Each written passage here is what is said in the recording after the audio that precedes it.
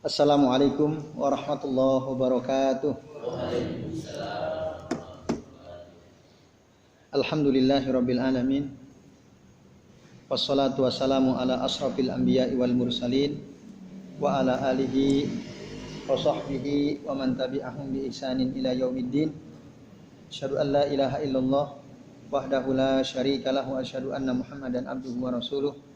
Allahumma salli wa sallim wa barik ala Muhammad wa ala ali Muhammad kama sallaita wa barakta ala Ibrahim wa ala ali Ibrahim innaka Hamidum Majid. Amma ba'du. Bapak-bapak dan ikhwas sekalian, rahimani wa rahimakumullah. Semoga kita semua yang hadir di majelis ini senantiasa dirahmati Allah Subhanahu wa taala. Amin ya Allah ya rabbal alamin. Alhamdulillah, pada malam ini kita bisa bertemu kembali atas izin Allah tentu saja untuk bersama-sama ngaji ya kitab kitab apa? Fadlul Islam. Pada kesempatan malam ini kita memasuki bab baru, yaitu bab pada halaman 32 ya. Tentang bahwa bid'ah itu bahayanya lebih besar, lebih berbahaya daripada dosa-dosa besar ya. Annal bid'ata asyaddu minal kabair. Bid'ah itu ya, lebih besar, lebih berbahaya daripada dosa besar. Dosa besar itu apa? Misalnya contohnya. Syirik bukan dosa besar. Syirik apa? Syirik di atas itu. Syirik di atas dosa besar. Membunuh. Nah, membunuh. Kalau syirik di atas dosa besar itu. Dosa paling yang nggak akan diampuni dosanya kan? Ya.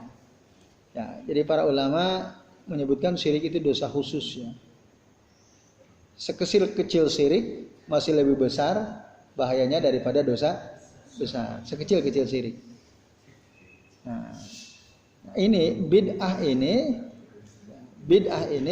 lebih berbahaya daripada membunuh. Membunuh dosa besar. Bid'ah ini lebih berbahaya daripada apa lagi? Selain membunuh, dosa besar. Zina, membegal, merampok, minum khamar, dan lain-lainnya yang diancam oleh Allah Subhanahu wa taala atau oleh Rasulullah di dalam hadis-hadis beliau yang sahih dari beliau. Itu. Jadi di sini kita diingatkan oleh muallif ya, kitab Fadlul Islam bahwa hati-hati dengan bid'ah karena bid'ah itu lebih berbahaya daripada dosa besar. Nah, bapak-bapak dan ikhwas sekalian, azanillahu wa iyyakum ajmain, apa sih bid'ah itu? Bid'ah secara bahasa artinya adalah sesuatu yang baru. Sesuatu yang baru yang tidak ada contoh sebelumnya. Itu secara bahasa. Asyai'ul muhdatsu ala ghairi misalin sabiq, itu dalam istilah yang disebutkan di kitab I'lamul Anam. Bid'ah itu secara bahasa ada asyai'u al muhdats, perkara baru ala ghairi misalin sabiqin, yang enggak ada contohnya, yang lalu enggak ada contoh. Nah, dalam Al-Qur'an ada kata bid'ah. Misalnya dalam surah Al-Baqarah ayat 117. Dalam surah Al-Baqarah ayat 117 ada ayat berbunyi badi'us samawati wal ardi. Badi' dari kata bid'ah. Bid'ah itu bid'ah badi ya, dari asal kata yang sama, yaitu dari kata ba, huruf ba, dal dan ain. Bada'a, bid'ah masdarnya. Badi berarti yang melakukan. Allah itu adalah pencipta langit dan bumi. Ada enggak sebelum Allah yang menciptakan langit dan bumi? Ada enggak? Enggak ada kan? Jadi enggak ada contohnya.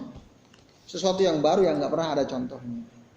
Jadi Allah enggak 3T itu ya. Apa? 3A apa? Yang amati terus tiru apa itu? ATM. Amati, tiru dan modifikasi gitu ya. Nah, Allah enggak kayak kita. Kalau kita suka melakukan ATM gitu ya, mengamati sesuatu, lalu kita tiru, lalu kita modifikasi. Allah enggak. Semua apa yang Allah ciptakan itu nggak ada contoh sebelumnya. Nah ini. Itu makna bid'ah. Maka dalam Al-Quran ada ayat badi'us samawati wal ardh, artinya sesuatu yang baru yang tidak pernah ada contoh sebelumnya. Sedangkan bid'ah secara syariat, secara istilah syara adalah, ada yang masih ingat apa itu bid'ah secara istilah syara? Suatu perbuatan atau perkataan yang dengannya kita bertujuan untuk mendekatkan diri kepada Allah. Dan berharap kita mendapatkan pahala, ya. Tapi Rasul dan para sahabat tidak pernah melakukan. Masya Allah, asabta sahih. Mi'ah ya 100 maksudnya.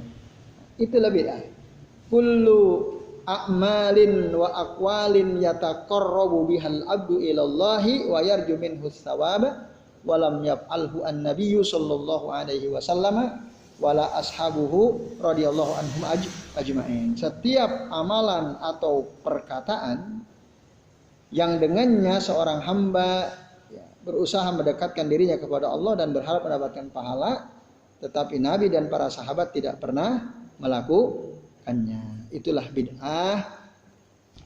Bapak-bapak dan ikhwas sekalian, khosatan bid'ah dalam masalah ibadah. Tapi ada juga bid'ah dalam masalah akidah. Pengertian bid'ah dalam masalah akidah tentu berbeda dengan pengertian bid'ah dalam masalah ibadah. Tadi itu bid'ah dalam masalah ibadah. Kalau dalam masalah akidah, bid'ah itu adalah sesuatu yang dilakukan dalam agama, ihdatsu syai'in fid din laisa lahu aslun, yang tidak ada asalnya, min kitabillahi azza wa jalla wala min sunnati rasulih. Baik dalam Alkitab, dalam Al-Quran maupun dalam Sunnah.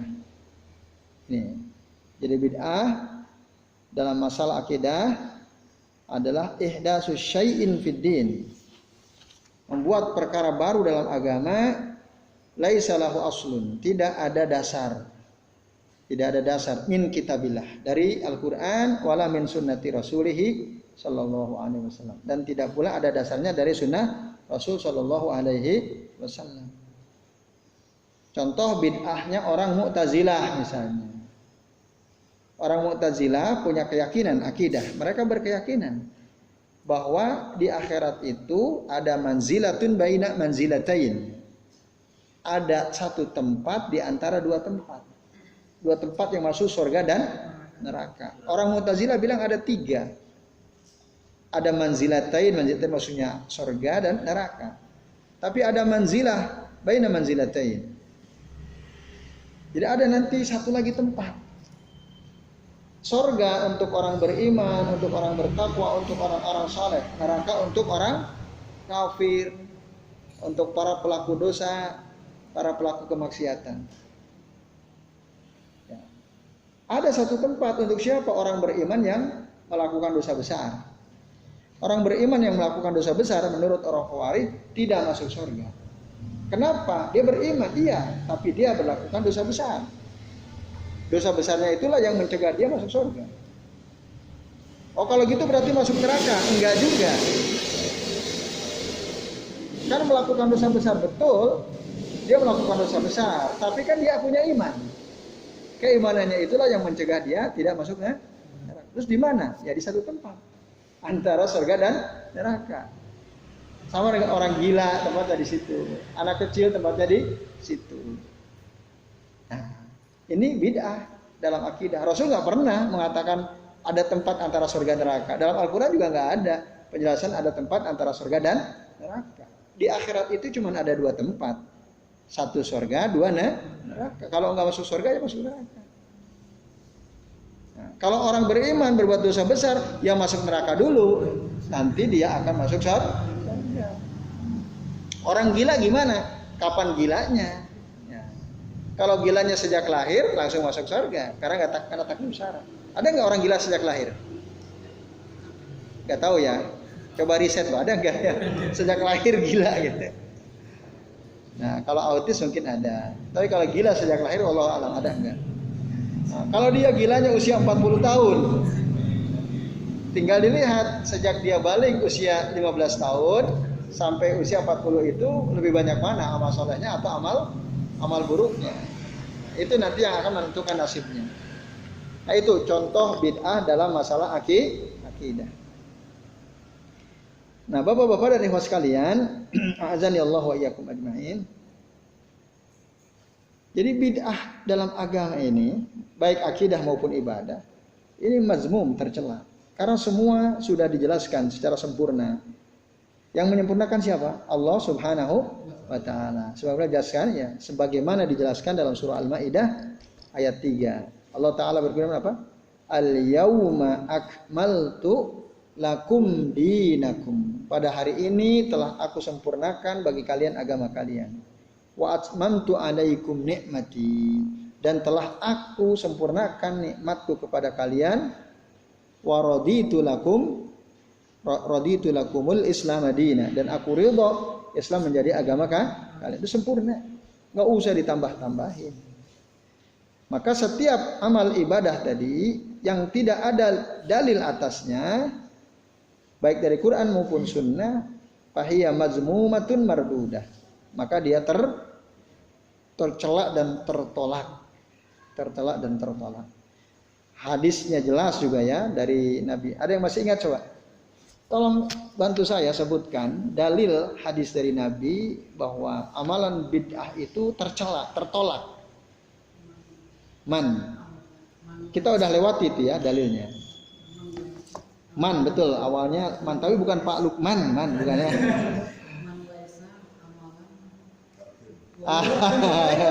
Akhirnya radun, bahwa radun, betul. Man amila amalan falaisa alaihi amruna fahuwa raddun. Barang siapa yang mengamalkan suatu amalan tidak ada perintahnya dari kami, maka dia tertolak. Itu ya. Atau man ahdatsa fi amrina laisa minhu fahuwa raddun. Barang siapa yang membuat perkara baru, kalau tadi yang ngamalin, yang ini yang membuat perkara baru dalam urusan agama kami ini, padahal tidak ada di situ, maka dia tertolak. Ini. Bid'ah itu buruk, al bid'atu syarrun. Walau ya, meskipun hasuna qasdu fa'ilihi, meskipun tujuan orang yang melakukannya baik, bid'ah itu tetap buruk walaupun tujuan orang yang melakukannya baik. Nah itu. Jadi ikhwas sekalian, tujuan baik tidak boleh menghalalkan segala cara. Kalau punya tujuan baik ya caranya harus baik. Kalau dalam agama cara yang baik sesuai dengan tuntunan Rasulullah Shallallahu Alaihi Wasallam. Ya, contoh ngadain ya acara Maulid Nabi, baik nggak itu? Orang-orang kalau ditanya panitianya tujuannya baik. Untuk apa? Syiar Islam. Baik. Untuk apa lagi? Supaya ngajak orang bersolawat. Apalagi di sana ada mau'idhah hasanah, ya kan? Ceramah agama, nasihat. Apalagi sodako. Apalagi macam-macam. Ya, intinya baik sekali.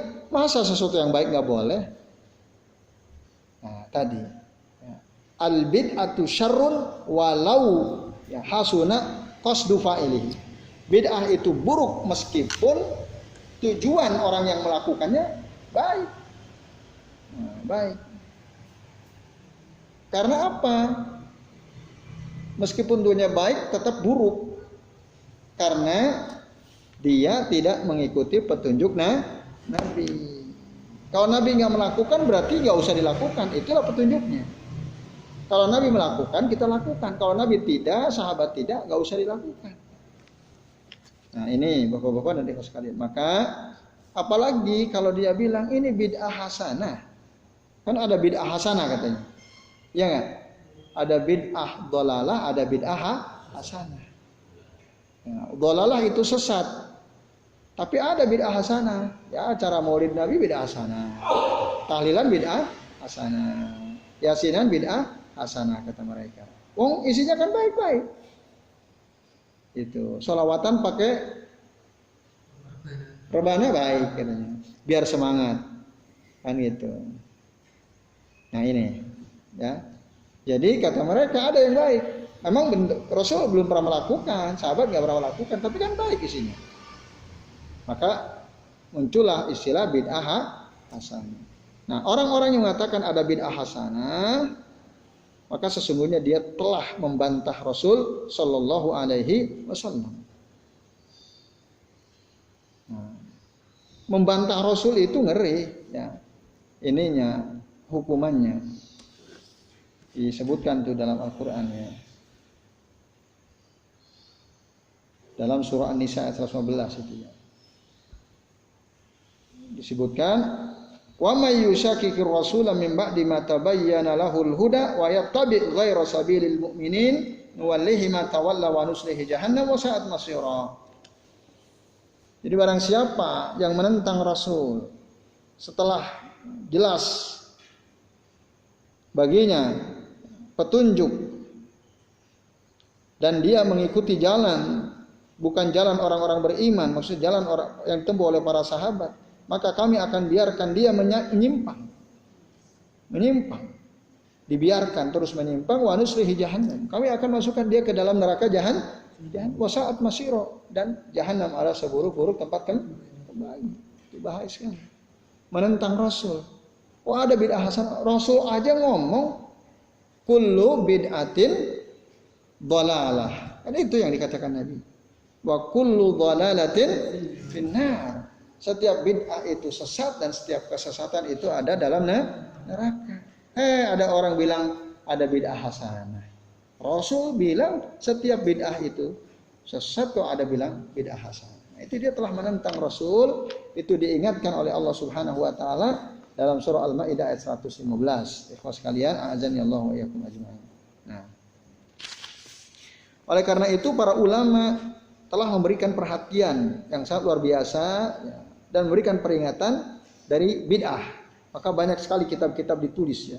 Saya punya kitab itu mungkin ada 10 kitab yang isinya pembahasan tentang bid'ah. Mungkin bisa lebih kayaknya. Ya. Nah, penting misal ada kitab ilmu usulil bid'ah, ada kitab al-i'tisam.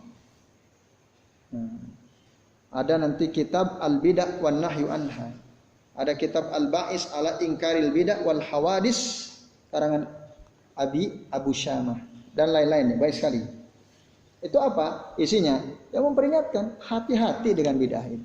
Bid'ah itu bahaya sekali. Nah, maka dengan demikian kata penulis kitab I'lamul Anam, bid'ah itu bahaya tadi ya. Kemudian bid'ah itu termasuk juga perbuatan dosa. Nah, dosa-dosa itu ada macam-macam ya. Ada dosa kecil, ada dosa besar. Masih ingat ya pengertian dosa kecil, dosa besar ya? Ya, saya kira kita udah pernah membahas ya pengertian daripada dosa besar dan dosa kecil. Nah, kemudian Bapak-bapak dan ikhwas sekalian, azan ya Allah wa iyyakum ajmain. Bisa katakan bahwa bid'ah itu lebih berbahaya daripada dosa besar. Dari sisi mana kok bisa dikatakan bahwa bid'ah itu lebih besar bahayanya daripada dosa besar? Dari beberapa sisi katanya, sebutkan sini. Satu, kenapa bid'ah itu lebih berbahaya dari dosa besar? Dosa besar tadi ya, kita sudah sebutkan, mencuri, berzina, merampok, membegal, ya, jadi provokator, mengadu domba, dosa-dosa besar. Minum khamar, riba, bid'ah lebih besar, lebih berbahaya dari itu semua. Satu, kenapa? Satu, annal bid'ata ihdatsun fid din lam yasrahu Allah.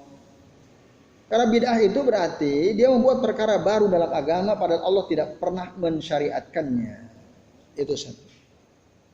Orang yang berbuat bid'ah berarti dia telah membuat perkara baru dalam agama yang tidak pernah disyariatkan oleh Allah. Wa sahibu hayadhunnu annaha minad din. Ya.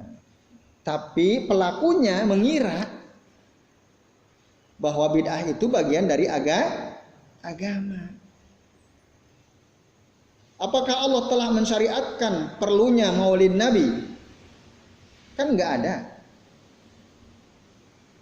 Mengadakan maulid Nabi adalah ihdasun fid din, perkara baru dalam agama, dan Allah tidak pernah mensyariatkannya.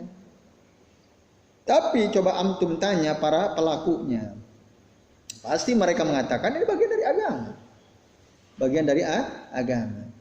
Kan ngeri itu. Kalau tanya mana buktinya, pasti muter-muter tuh, muter-muter dia cari pembenaran. Nah itu, jadi dia bersungguh-sungguh cari pembenaran untuk membenarkan bid'ah. Maka al-iktisadu fi sunnati khairun minal ijtihadi fil bid'ati. Ya. Iktisad itu maksudnya merasa cukup dengan sunnah, ya, itu lebih baik daripada bersungguh-sungguh dalam bid'ah. Itu. Tadi dia nyari dalil ini, nyari dalil itu macam-macam untuk membenarkan bahwa perbuatan itu benar. Muter-muter dia pasti. Padahal udah jelas sunnahnya, ngapain muter-muter? Udah jelas. Itu. Nah, jadi bahayanya bid'ah lebih berbahaya dari dosa besar dari satu tadi sisi bahwa bid'ah itu adalah perkara dalam agama yang Allah tidak pernah mensyariatkan, tapi pelakunya menganggap itu adalah bagian dari agama. Coba antum tanya orang yang minum khamar, apakah minum khamar bagian dari agama? Pasti dia jawab tidak. Pasti itu dia jawab tidak. Coba antum tanya orang yang suka tahlilan, maulidan Nabi, tanya, apakah maulid Nabi dari agama? Iya, mereka bilang iya, baru bukan. Nah itu kan bahaya sekali, ya. Nah, bahkan orang yang berbuat dosa besar, dia akan mengakui saya ini bermaksiat. Ya saya ini dosa besar maksiat ya. Nah, itu. Yang mendorong saya adalah syahwat saya. Ini memang kemaksiatan. Tapi orang berbuat bid'ah enggak pernah ngerasa bahwa itu maksiat. Ini yang benar kan gitu. Merasa benar itu pasti. Dinasehati pun enggak akan mempan. Jadi saya punya teman gitu. Ya, kalau ngobrol ketemu itu ya, selalu hampir berdebat kita ya. Nah, dia dosen ya di Jawa Timur itu ya. Kalau ke Jogja gitu suka mampir ke rumah gitu ya. Nah, dia kadang nginep gitu. Itu dia ya, kita selalu ngobrol dalam perkara-perkara yang sudah clear sebenarnya. Saya katakan itu bid'ah, tapi dia berusaha untuk membelanya gitu ya. Berusaha untuk membelanya. Walaupun akhirnya ketika coba kita cari dalilnya, dia ngucapin dalil, saya nyebutin dalil. Oke, kita cek. Nah, ternyata dalil dia kalau enggak keliru, ya dalilnya dhaif gitu ya. Kalau enggak keliru dalilnya dhaif. Gitu. Dalam obrolan terakhir saya waktu dia ke rumah itu. Nah, saya bilang ziarah kubur berulang-ulang itu dilarang oleh Nabi dan itu bid'ah, diulang-ulang. Karena dilarang oleh Nabi. La taj'alu qabri idan kata Rasul. Janganlah engkau jadikan kuburanku sebagai tempat yang dikunjungi berulang-ulang. Kuburan Rasul saja nggak boleh, apalagi kuburan selain Rasul. Diulang-ulang setiap Jumat ziarah, setiap ada hajat ya, nggak boleh. Nah, tapi dia bilang ada dalilnya. Karena Nabi ya, karena Rasulullah Shallallahu Alaihi Wasallam yazuru al-baqi kulla yaumi sabat kata dia. Rasulullah SAW selalu ziarah ke makam Baqi setiap hari Sabtu. Saya agak aneh juga, apa ada ya dalil kayak gini ini? Ada kata dia, ada dalilnya. Tapi emang sebagian saya pernah dengar hadis ini. Tapi saya masih ragu-ragu apa. Seandainya benar kan, wah, saya akan ikut dia. Oh berarti ada dasarnya. Lalu tinggal bagaimana cara mengkompromikannya kan gitu. Di satu sisi Rasul mengatakan, jangan kalian jadikan kuburanku sebagai tempat yang dikunjungi berulang-ulang. Di sisi yang lain Rasul selalu ziarah ke makam Baqi setiap hari Sabtu. Iya kan? Kontradiksi. Makanya kata dia, antum harus paham fikih hadis. Oke deh, mari kita cek ya. Kita cek lah, kita bukalah kita. Ternyata keliru dia. Yang benar itu karena Rasulullah Shallallahu Alaihi Wasallam yazuru Masjid Quba kulla yaumi sabat. Rasul itu ya selalu ziarah mengunjungi Masjid Quba setiap hari Sabtu, bukan baki. Ente keliru. Nah, oh iya toh keliru. Oh iya, oh iya dia yakin banget itu. Dia yakin banget itu. Kita buka aja, ternyata keliru dia. Nah, maka hati-hati antum. Ya, dia udah yakin banget gitu. Antum pahamilah fikih hadis katanya. Ternyata dia nah itu pentingnya kita punya kitab itu ya. Kita cek riwayat siapa. Walaupun dia tidak bisa menyebutkan riwayat siapa, tapi kan bisa dicek gitu ya. Yang penting ada kata kuncinya, gampang dicek sekarang itu. Ya, ada apa di aplikasi handphone kan ada Al-Bahis Al-Hadisi. Itu luar biasa. Ada aplikasi judulnya Al-Bahis Al-Hadisi. Membahas tentang hadis. Wah canggih itu. Kalau di laptop itu ada aplikasi namanya Maktabah Syamilah. Itu bisa dicek juga. Kalau di ini ada namanya Al-Bahis Al-Hadisi namanya. Itu ya, antum tulis, yang penting antum tahu kata kuncinya, ada teks Arabnya. Langsung ketemu, disebutkan berapa kali, riwayat siapa saja, yang mendhaifkan siapa, yang kalau mengatakan saya yang sahih mensahihkan siapa. Bahkan ada sarahnya. Wah dahsyat itu. Al-Bahis Al-Hadis. Kalau paham bahasa Arab itu mantap sekali itu ya. Nah, ini termasuk aplikasi favorit saya ini ya. Jadi soal hadis langsung bisa dicek di situ. Kalau masih belum yakin, kita bisa buka kitabnya. Nah ini pentingnya punya kitab kan. Nah, maka saya berusaha ngoleksi itu semua kitab hadis yang tis'ah itu, bahkan kitab-kitab hadis populer yang bukan termasuk kitab tis'ah, saya usahakan saya punya kitabnya supaya bisa dicek. Bisa dicek. Ternyata keliru dia. Nah, dia keliru. Nah, ini padahal dia yakinnya bukan main tuh ya. Mantap betul gitu ketika menyampaikan ke saya. Hati-hati antum. Antum harus paham fikih hadis kata dia. Nah, ternyata dia keliru. Nah, terus dia ngomong lagi tentang mengusap wajah dengan tangan kanan. Ya, karena Rasul sallallahu hina insarafa min salatihi yamsahu wajhahu bi yaminihi. Ya. Ketika salam dia assalamualaikum warahmatullahi wabarakatuh. Yamsahu ya wajhahu bi yaminihi. Mengusap wajahnya dengan tangan kanannya, waqal, dan Rasul berdoa katanya apa? Allahumma azhib anni al-hamma wal hazan. Kata beliau, ini disebutkan dalam kitab Kaifa Yusalli. Saya cari kitabnya ketemu saya. Nah, tapi saya lupa mau minta filenya atau minta kita mau ngopi gitu kalau ada katanya. Dalam kitab Kaifa Yusalli. Oke, seandainya ada kitabnya, tapi mungkin kitabnya tidak populer. Kalau kitab itu bagus, pasti kita bisa cari file PDF-nya di internetnya. Nah, artinya si penulisnya kan berani dipublish gitu ya. Ketika kita kesulitan mencari itu tanda tanya, bisa mungkin karena buku baru ya belum sempat bisa, atau bisa karena yang nggak begitu dikenal oleh orang, malas bacanya, nggak penting gitu ya, nggak dimasukin, bisa aja juga karena itu. Nah kata dia ada di kitab Kaifa Yusalli, dan ini ma'mul bih kata dia, ma'mul bih. Antum tidak lakukan ini dengan sangat gagah dia katakan, antum tidak lakukan ini ma'mul bih kata dia, ini diamalkan, antum tidak amalkan. Oke baik, mari kita cek tuh hadisnya. Ternyata apa? Para ulama bilang jumhur ahli hadis qalu anna hadzal hadis dhaifun jiddan. Saya baca sendiri antum dhaifun jiddan.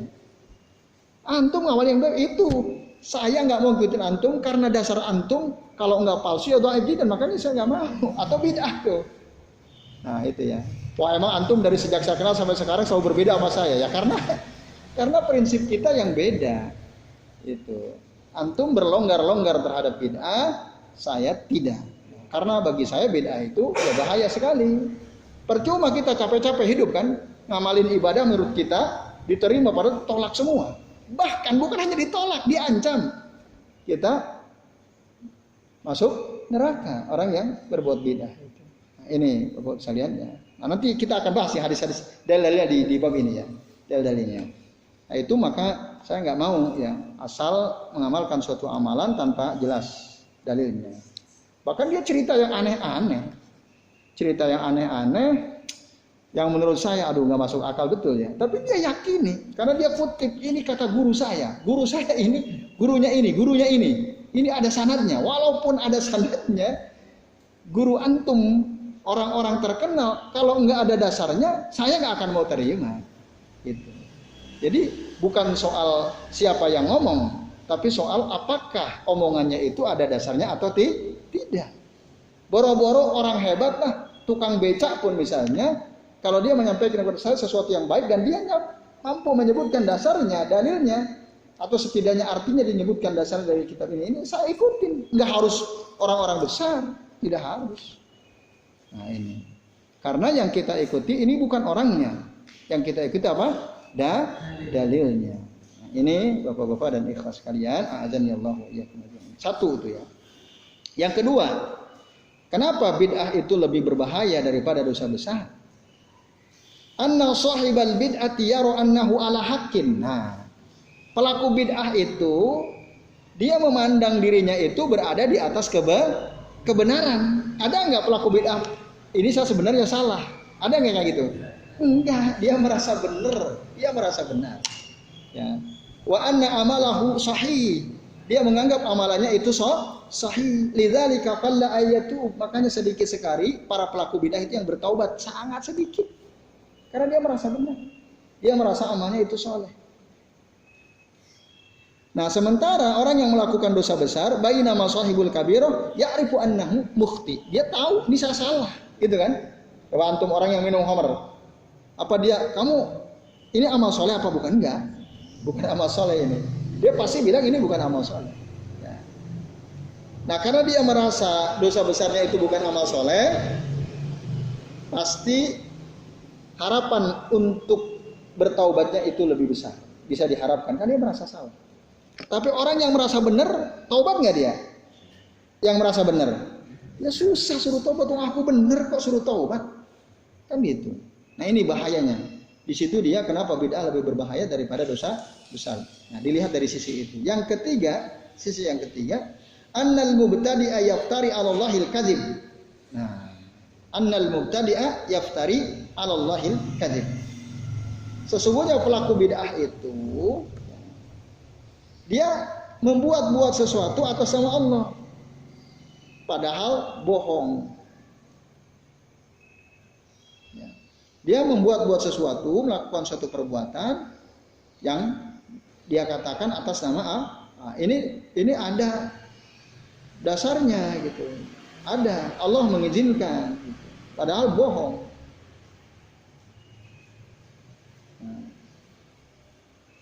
Maka apa yang mereka lakukan itu adalah membuat satu syariat, satu aturan yang tidak pernah disyariatkan oleh Allah dan Rasulnya. Tapi mereka bilang ini dari Rasulullah. Ini ada dasarnya dari syara gitu ya. Padahal nggak pernah ada dasarnya. Gampang banget tadi misalnya Maulid Nabi, tahlilan. Ada nggak dasarnya? Mereka bilang ada. Mereka bilangnya ada. Mereka bilangnya ada. Apa misalnya dasar dari Maulid Nabi? Salah satu yang sering dikutip oleh mereka, Abu Jahal, apa Abu Lahab ya? Nah, bergembira ketika hari kelahiran Nabi Shallallahu Alaihi Wasallam. Maka setiap hari kelahiran Nabi, azabnya diringankan, katanya. Diistirahatkan dia. Mana dasarnya? Itu hadis palsu, tapi dijadikan pegangan oleh mereka. Itu hadis palsu. Jadi nggak benar, gitu ya. Dan banyak lagi, saya punya kitab tebal sekali ya, hampir 1000 halaman. Yang isi kitab itu adalah bantahan-bantahan terhadap setiap argumen orang yang mengatakan bahwa Maulid Nabi itu sunnah. Sampai 1000 halaman. Bantahan-bantahannya. Oh, khusus Maulid Nabi. Khusus Maulid Nabi itu ya. Ya orang. Jadi semua dalil-dalilnya dikemukakan dari ahlul bidah itu. Dibantah. Semua dibantah. Banyak sekali. Nah ini. Tapi mereka merasa benar, merasa bahwa ini ada dasarnya, gitu, ada dasarnya. Berarti yang berbohong atas nama Allah, atas nama Rasul. Apa ancamannya kalau dia berbohong atas nama Nabi? Man kadzdzaba alayya muta'ammidan falyatabawwa maq'adahu minan nar. Barang siapa yang berdusta atas namaku dengan sengaja atas nama Rasul, apalagi atas nama Allah, falyatabawwa maq'adahu, maka hendaklah dia siap-siap tempatnya finnar, di dalam neraka. Itu bid'ah, itu bahaya sekali.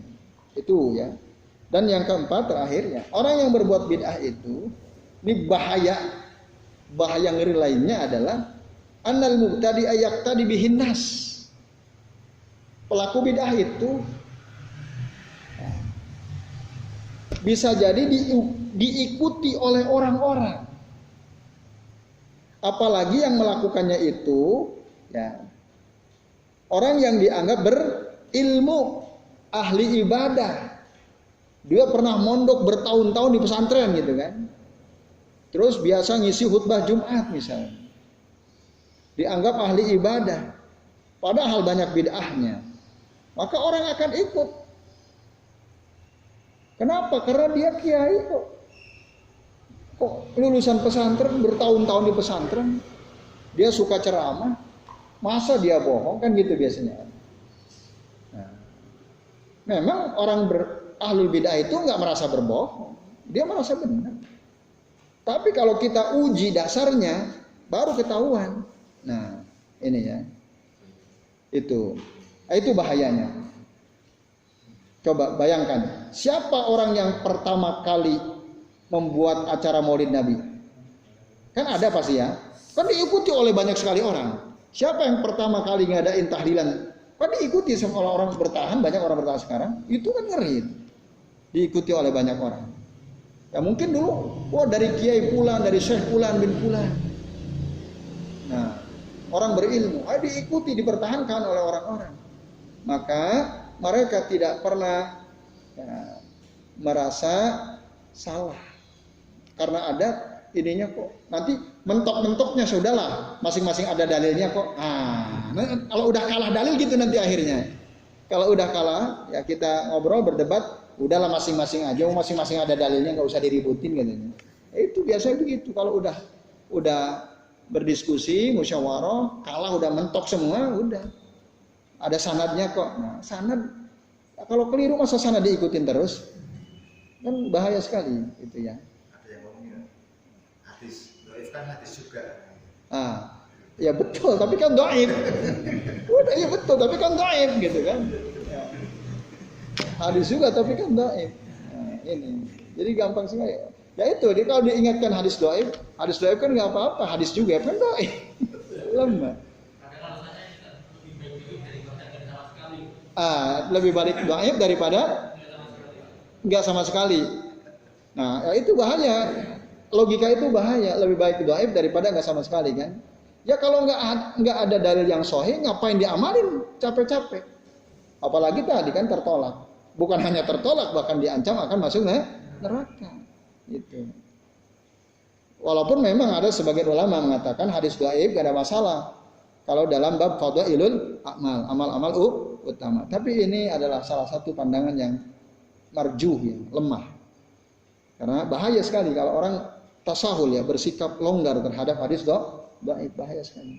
Nah, ini Bapak-bapak dan ikhwas sekalian. Nah, itulah dia sisi kenapa atau alasan-alasan kenapa bid'ah itu lebih berbahaya daripada dosa-dosa besar. Baik, itu ya mukaddimah. Terus dalam bab ini kita mungkin akan bahas 2 dalil saja ya. Yang pertama adalah dalil dari Al-Quran surah An-Nisa ayat 48. Ini sangat masyhur ya, kita insya Allah sebagian sudah hafal ayat ini. Innallaha la yaghfiru an yushraka bihi wa yaghfiru ma duna dzalika liman yasha. Sesungguhnya Allah tidak akan mengampuni dosa orang yang mensekutukan Allah dengan sesuatu, dan Allah akan mengampuni dosa selain itu liman yasha, bagi yang Allah kehendaki. Nah, Bapak-bapak dan ikhwas sekalian, a'azani Allah wa iyyakum ajmain. Penulis kitab Fadlul Islam ya mencantumkan ayat ini di bawah judul bahwa bid'ah itu lebih berbahaya daripada dosa besar. Nah, untuk mengingatkan kita semua bahwa bid'ah itu kadang-kadang menjerumuskan kita kepada kesyirikan. Dalam satu keadaan bid'ah itu bisa menjerumuskan, mendorong kita kepada kesyirikan. Nah itu. Bagaimana argumennya? Gini. Allah menciptakan kita untuk apa coba? Untuk beribadah. Dalilnya apa? Gimana bunyinya? Wa ma khalaqtul jinna wal insa illa liya'budun. Tidaklah aku ciptakan jin dan manusia kecuali untuk beribadah kepadaku. Atau dalam tafsir sebutkan untuk mentauhidkan. Nah, itu kita diciptakan oleh Allah untuk beribadah kepadanya. Nah, kalau ada orang beribadah kepada selain Allah, ada orang beribadah kepada selain Allah, bid'ah atau tidak dia? Karena Allah nyuruh untuk beribadah hanya kepada Allah. Lalu ada orang beribadah kepada selain Allah. Bid'ah apa bukan itu? Ya bid'ah. Nah, bid'ah itu karena dia membuat aturan baru beribadah kepada selain Allah, maka itu bid'ah. Wa hadza a'zamul bid'ah, dan ini adalah sebesar-besarnya bid'ah, li'annahu sara'a dinan man lam ya'dzallahu bihi. Karena dia telah membuat suatu aturan agama yang tidak pernah diizinkan oleh Allah Subhanahu wa taala, wala yardha bihi, dan Allah tidak ridha dengan itu.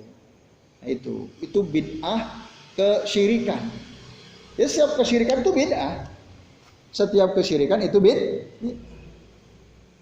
Apapun kesyirikan itu bid'ah. Nah, maka itulah sebesar-besar bid'ah, yaitu syirik. Syirik itu bid'ah.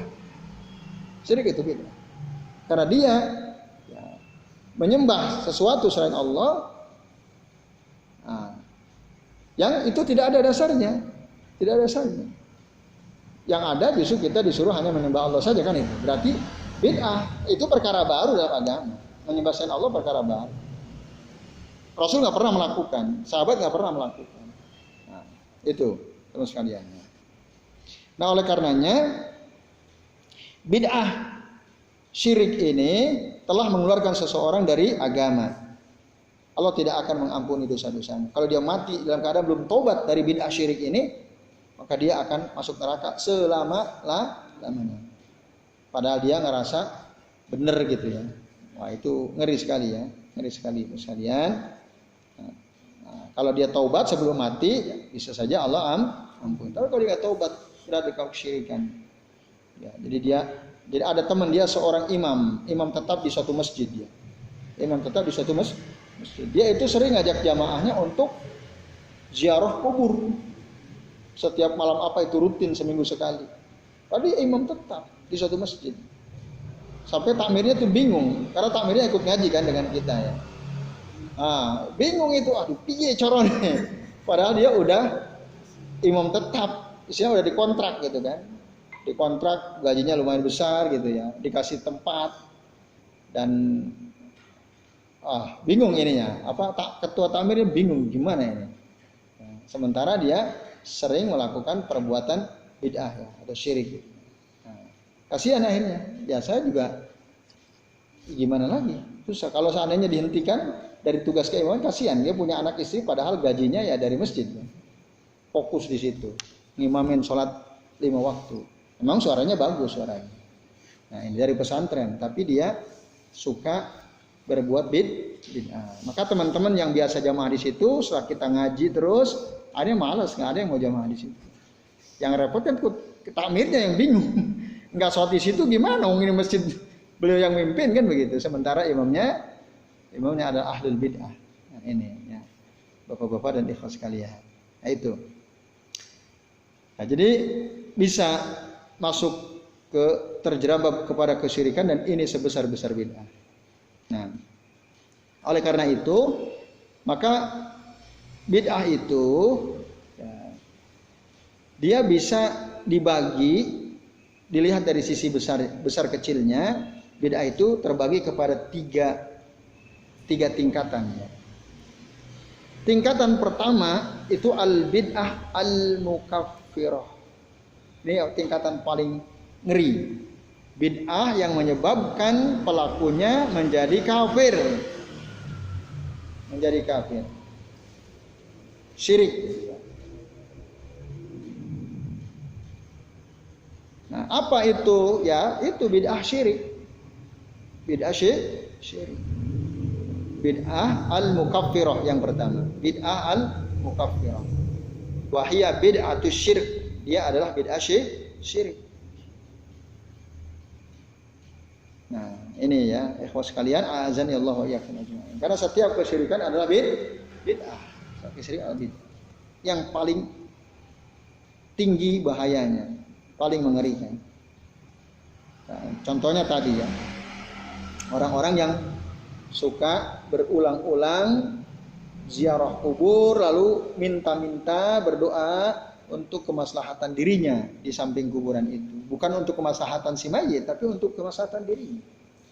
Dia punya hajat ini dan itu, dia yakini kalau saya berdoa dekat kuburan Mbah Fulan, Kiai Fulan, doa-doa kita diijabah oleh Allah.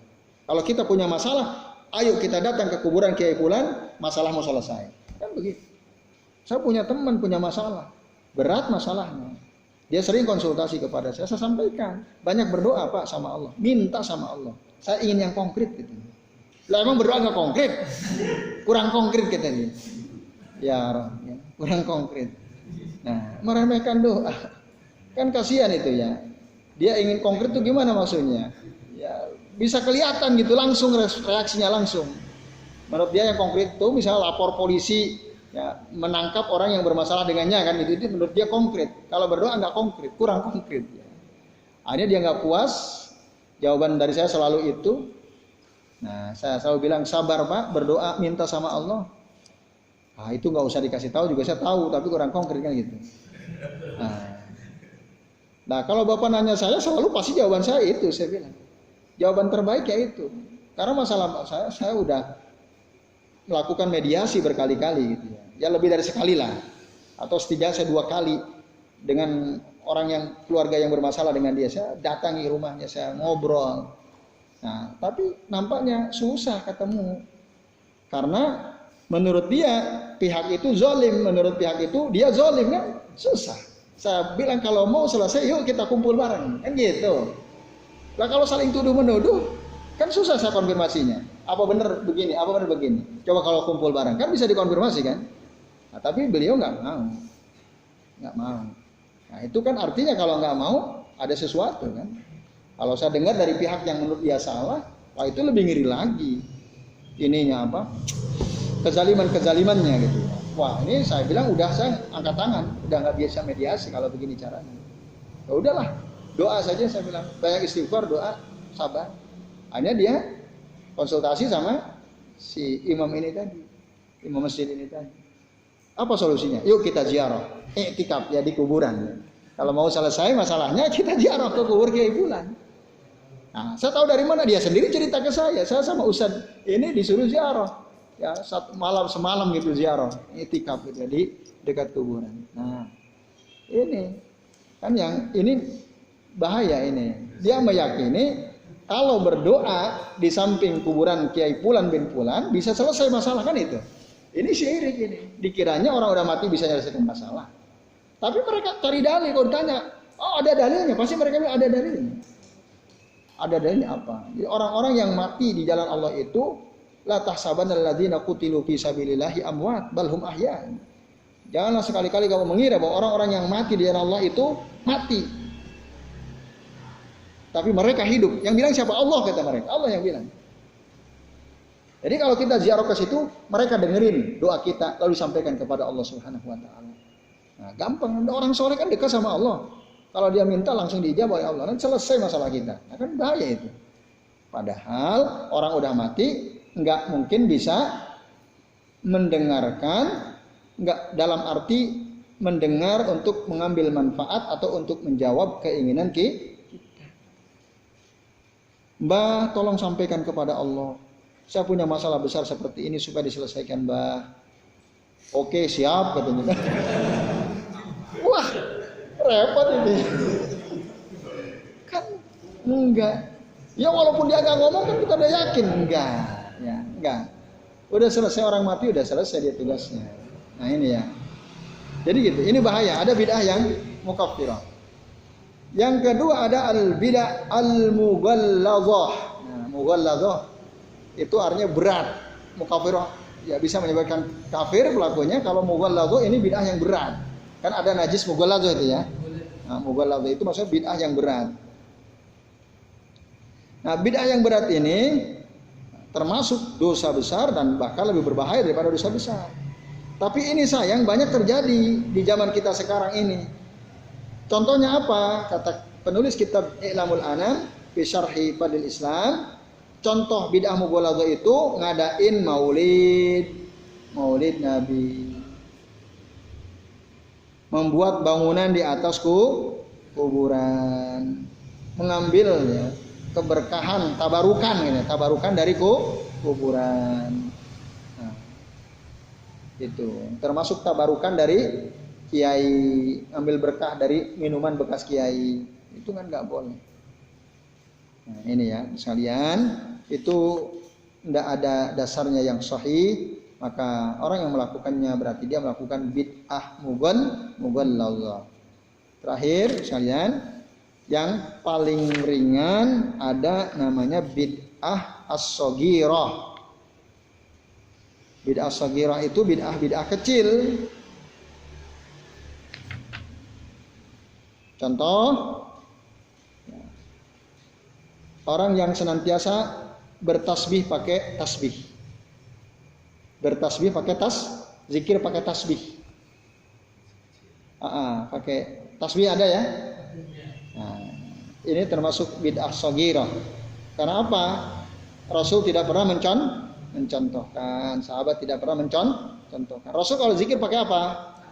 Tangan, pakai jari tangan, 2 jari. Kalau ada orang zikirnya pakai tasbih, subhanallah, subhanallah. Nah, itu termasuk minal bid'ah as-shaghirah dalam kitab I'lamul Anam. Nah, itu. Ya, zikir apapun yang pakai tasbih. Nah, itu termasuk bid'ah shaghirah. Ya.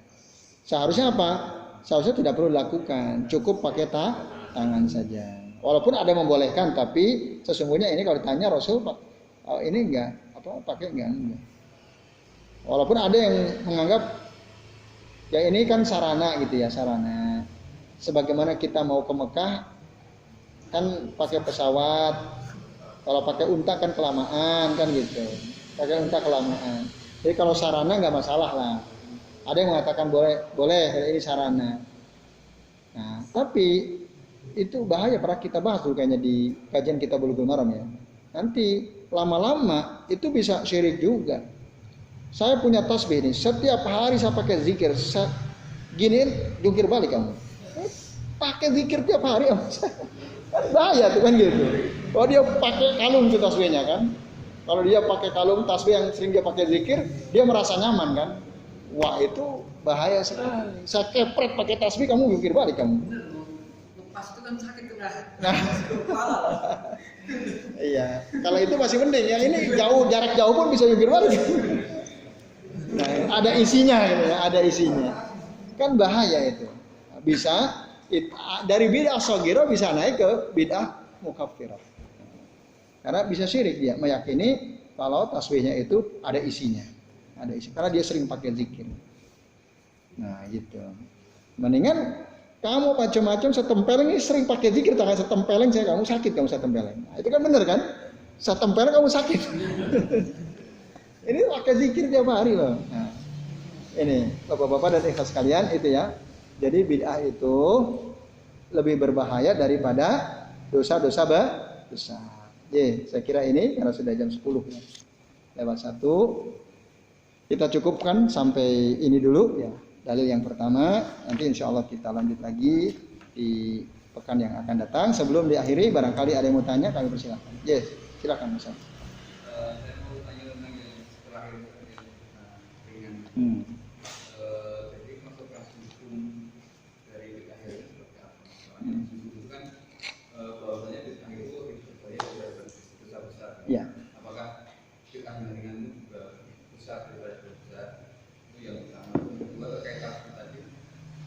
bagaimana dengan aplikasi digital ya? Kan ada banyak aplikasi yang membantu zikir, karena tapi berzikir yang cumanya 100 atau kita pakai ada mesin itu ya. Ya, itu sama aplikasi sudah ada di Facebook. Di apa di tik tik tik tik tik itu. Ya. Itu gimana? Oke, baik, terima kasih. Apa konsekuensi dari al-bid'ah as-saghirah tadi ya? Bid'ah kecil. Ya tadi, bid'ah itu mau yang bid'ah mukaffirah, bid'ah mughalladhah atau bid'ah saghirah lebih berbahaya daripada dosa besar. Karena dia merasa benar kan? Merasa benar itu maka bahaya tadi. Itu bahayanya di situ dari 4 sisi tadi. Nah, maka dengan demikian kalau tasbih dianggap berzikir pakai tasbih dianggap bid'ah saghirah, maka begitu juga dengan perangkat lain. Mau yang pakai kan ada trek. Ya. Ada yang digital kalau dulu, nah itu termasuk yang aplikasi di HP gitu. Wong Rasul udah ngajarin pakai tangan kok, kenapa kita pilih sesuatu yang lain kan? Kan Rasul udah bilang, ya, inna khairul hadiyu Muhammadin. Sebaik-baik petunjuk adalah petunjuk Nabi Muhammad. Rasul ngajarin kita gimana zikir? Pakai tangan. Nah, oh kita menganggap bagusan enakan pakai ini ya. Itu kan? Berarti kita menganggap sesuatu yang tidak diajarkan Nabi lebih baik daripada yang diajarkan Nabi. Nah, di situ bahayanya. Itu. Apa yang susah-susah pakai aplikasi? Nanti kalau nggak ada HP nggak bawa, nggak jadi zikir, nggak ada aplikasinya kan? Oh, tangan kan selalu kita bawa. Dimanapun kita bisa berzikir. Nah itu. Nah ini itu bahaya bid'ah di situ itu. Ya. Jadi itu Mas Afri yang bisa kamu jawab. Ada yang lain? Ya silakan. Mas Fajar dulu baru Mas Isra. Waalaikumsalam warahmatullahi wabarakatuh. Dengan ceramah satu internasional itu mengatakan bahwa ada tempat untuk orang bunuh diri. Ya. Namanya kalau tidak salah Sijil. Itu apakah di daerah mana itu? Ya nggak tahu saya cuma mendengarkan. Katanya ada tempat bunuh diri masih Sijil gitu ya. Orang yang bunuh diri itu tempatnya mana? Menjelaskan. Beliau internasional menjelaskan namanya tempatnya Sijil. Oh ya. Apakah pemahaman seperti itu bisa terkategorikan termasuk paham Mu'tazilah dari Ustaz itu? Dia mengatakan ada tempat orang yang bunuh diri itu tempatnya Sijil. Ya, baik. Monggo Mas Isna sekalian.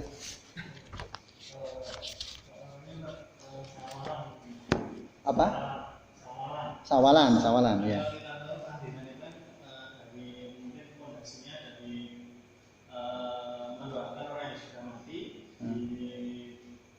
Hari-hari tertentu yang ditentukan. Terus kalau tadi mau kita itu memperingati kelahiran Nabi, dan kalau sawalan kita kalau dengan landasan untuk saling memaafkan silaturahmi di situ, tapi dengan hari yang sudah kita tentukan setelah di bulan Syawal.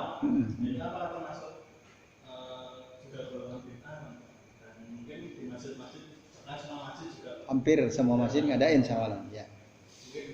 Baik, terima kasih Mas Isna. Baik, yang pertama Mas Fajar ya, sijil. Jadi tempat orang bunuh diri itu di sijil. Kata sijil itu bukan sijil barang sijil apa sijil ya? Sijil itu saya lupa. Kalau sijil itu batu dari neraka itu dalam surah surah Al-Fil ya. Alam taro kaifa fa'ala rabbuka bi ashabil fil. Alam yaj'al kaidahum fi tadlil wa arsala alaihim tayran ababil. Tarmihim bihijaratin min sijil. Atau sijil itu batu di neraka. Tapi kalau sijin itu ada juga sijin dalam surah Al-Mutaffifin. Kan ada itu. Wailul lil mutaffifin alladzina idza talu 'alan nasi yastawfun wa idza kaluhum aw wazanuhum yukhsirun. Ala yazunnu ulaika annahum mab'usun liyaumin 'azim. Yauma yaqumun nasu li rabbil alamin. Terus ada yang bisa lanjutin? Yauma yaqumun nasu li rabbil alamin. Apa lanjutannya? Kalla inna kitabal fujjari lafi sijjin wa ma adraka ma sijjin kitabum marqum wailul yauma idzil lil mukadzibin alladzina yukadzibuna biyaumiddin wa ma yukadzibu bihi illa kullu mu'tadin asim. Nah, kalla inna kitabal fujjari lafi sijjin. Ketahuilah sesungguhnya kitab catatan amal orang-orang yang banyak berbuat dosa itu di sijjin. Wa ma adraka mas sijjin? Tahukah kamu apa itu sijjin? Kitabum marqum. Kitab yang sudah dikasih tanda-tanda, dikasih nomor-nomor. Nah, kalau kita baca tafsir ya, baca kitab-kitab tafsir, di antara makna kata sijjin itu yang pernah kami baca ya. Jadi dia itu adalah satu tempat di bawah bumi, di kerak bumi yang ketujuh, tempatnya iblis, jin, syaitan. Jadi ada di sana. Kita bersatu dengan mereka. Maksudnya orang yang banyak berbuat dosa itu. Karena setiap ruh yang dicabut oleh Allah Subhanahu wa taala dari jasadnya itu naik ke atas. Kalau dia orang saleh, maka para penduduk langit, ini ruhnya siapa kok harum sekali, wangi sekali. Diterima oleh penduduk langit. Diterima oleh penduduk langit. Sementara orang-orang yang banyak berbuat dosa, apalagi berbuat syirik, ya, itu tidak diterima oleh penduduk langit. Nah, lalu gimana kalau nggak diterima? Mereka akan dilempar sampai menderesep ke bawah dasar bumi yang ketujuh. Nah, di situ nanti ada sijil. Nah, ini. Nah, maka ada ayat ya yang menjelaskan tambahan soal tadi ya dalam surah Al-Mutaffifin tadi kata sijil ada. Nah, kemudian dalam surah Al-A'raf ayat 40 itu ada ayat berbunyi innal ladzina kazzabu bi ayatina wastakbaru anha. Sesungguhnya orang-orang yang berdusta, mendustakan ayat-ayat kami, orang-orang yang sombong dari ayat-ayat kami, la tufattahu lahum abwabus sama. Tidak akan pernah dibuka bagi mereka pintu-pintu langit. Pintu langit nggak akan dibuka untuk mereka. Ketika ruhnya naik ke atas nggak mau dibuka, bau mereka. Ya. Terus wala yadkhulunal jannah. Mereka tidak akan masuk surga hatta yalijal jamalu fi sammil khiyat. Sampai unta bisa masuk ke lubang jarum. Bisa nggak unta masuk ke lubang jarum? Kan nggak mungkin. Artinya orang-orang yang mendustakan ayat-ayat kami, orang-orang yang sombong terhadap ayat-ayat kami tidak mungkin masuk surga. Sebagaimana tidak mungkinnya unta masuk ke lubang jarum. Gitu. Wa kadzalika najzil mujrimin, demikianlah kami memberikan balasan terhadap para pelaku dosa. Pintu langit nggak bisa dibuka, itu lempar. Nah, nanti tempatnya di sijjin. Jadi sijjin itu ada suatu tempat di bawah bumi yang lapis paling bawah di situ. Nah, maka orang bunuh diri itu kira-kira ruhnya diterima nggak di langit? Tidak, karena bunuh diri dosa besar, dosa kecil. Dosa besar. Rasul mengatakan orang yang yaqtulu nafsahu, membunuh dirinya, ya, dengan cara minum racun atau menusukkan tombak ke tubuhnya sendiri, maka dia atau menjatuhkan dari tempat yang tinggi, dia akan kelak disiksa di hari akhir sebagaimana dia membunuh dirinya sendiri. Khalidan abadam muabbada, selama-lamanya seperti itu. Orang bunuh diri itu orang putus asa bukan? Nah. Maka dalam Al-Quran orang putus asa itu orang kafir. Nah, bisa antum buka. Wala yai'asu mir rauhillah. Yai'asu mir rauhillahi illal qaumul kafirun. Dibuka di surah Yusuf kalau tidak salah. Nah, betul, surah Yusuf ayat 87. Allah Ta'ala berfirman di bagian akhir ayat ini, innahu la yai'asu mir rauhillahi illal qaumul kafirun. Sesungguhnya tidak ada yang putus asa dari rahmat Allah kecuali orang-orang kafir. Orang bunuh diri putus asa nggak dari rahmat Allah? berarti dia masuk kategori kafir. Kalau kita pahami ya. Nah, itu teman-teman sekalian. Nah, maka orang yang begitu itu nanti di langit gak diterima ruhnya ketika dia mati.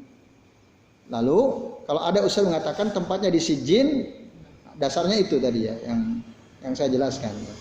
Ya, wallahu taala alam. Itu Mas Fajar ya. Puasa dari kita usaha nggak berhasil, nggak ada putus asa, puasa.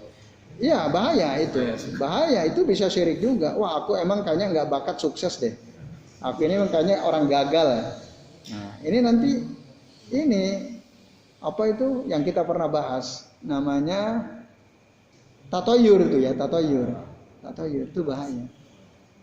Nah, ini saya emang nggak bakat sukses kayaknya deh. Udahlah nggak usah usaha aja. Nah, dia nggak semangat, dia putus asa. Itu bahaya, hati-hati. Jangan pernah putus asa ya. Baik, itu terus kalian ya. Kemudian sawalan. Nah, kembalikan pada kaidah tadi, pada pengertian bid'ah tadi. Bid'ah itu apa tadi? Kullu a'malin wa aqwalin ya. Yataqarrabu bihal abdu ilallahi wa yarju minhu sawaba wa lam ya'malhu an-nabiyyu sallallahu alaihi wasallam wala ashabuhu radhiyallahu anhum. Setiap perbuatan atau perkataan yang dilakukan dalam rangka untuk mendekatkan dirinya kepada Allah dan berharap mendapatkan pahala darinya, padahal Rasul dan para sahabat tidak pernah melakukannya.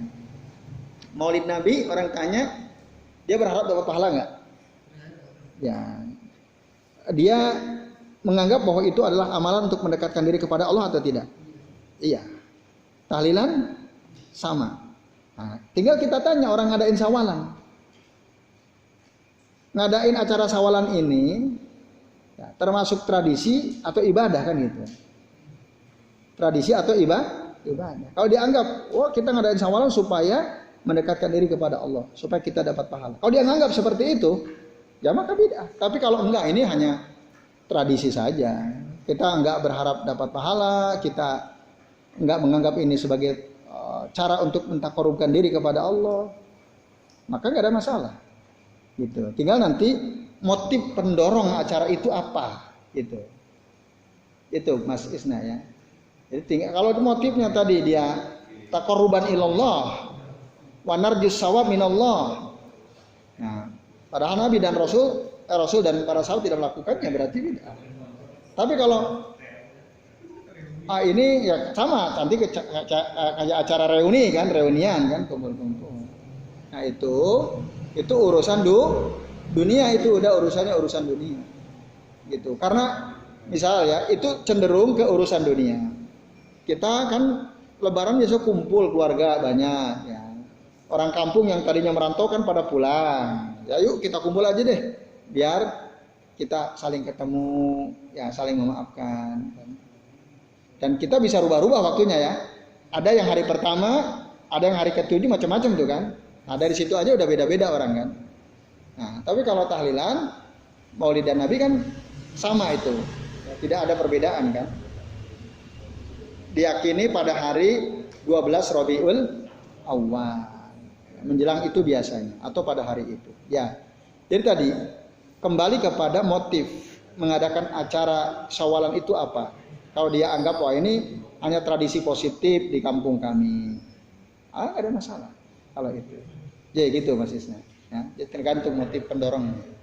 Ya. Di acara Syawalan itu juga ada pengajiannya. Ya itu tambahan-tambahan yang boleh saja dilakukan. Ya sama seperti reuni kan daripada kosong banget yuk kita ngadain pengajian kan gitu. Yuk kita ngadain dangdutan. Kalau dangdutan boleh nggak mau dangdutan. Karena ada reunian pakai dangdutan ada juga itu. Nah itu. Jadi itu. Jadi acaranya itu dianggap ibadah apa bukan itu? Kalau dianggap itu tradisi nggak ada masalah. Tapi kalau acaranya dianggap ibadah itu yang jadi masalah. Gitu. Ya. Jadi batasannya di situ. Dianggap tradisi atau dianggap ibadah. Kan beda tuh. Kalau dianggap tradisi ya relatif agak lentur kan. Kalau ibadah kan orang harus begini. Itu jadi apa yang bisa kami jawab Bapak-bapak dan Ibu sekalian. Semoga bermanfaat ya. Cukup, saya kira cukup sampai di sini. Ini sudah jam 10:17. Terima kasih atas perhatiannya. Dan tentu saja saya mohon maaf. Kitab syarahnya ini I'lamul Anam. I'lamul Anam, syarah kitab Fadlil Islam. Ya ini. Ini ada banyak syarahnya ya. Saya yang paling, menurut saya paling lengkap ya ini. Yang lain kan tipis-tipis ya. Kayak ini misalnya. Ini kan syarahnya. Syarah Syekh bin Bas ya. Ini syarah Syekh Muhammad bin Abdul Wahab bin Sulaiman At-Tamimi. Ini syarah Fadlil Islam. Ini ringkas-ringkas. Di sini luar biasa, ini banyak informasi penting di kitab I'lamul Anam. Ya tapi saya baca semua. Cuman udah yang ada di sini tercover di sini. Ya gitu. Baik, itu terima kasih dan mohon maaf tadi jika ada kesalahan. Sebelum saya kembalikan waktu ke pembawa acara, saya akhiri dulu ya. Wassallallahu ala Muhammadin wa ala alihi washabbihi wa barik wasallim. Billahi taufiq wal hidayah. Wassalamualaikum warahmatullahi wabarakatuh.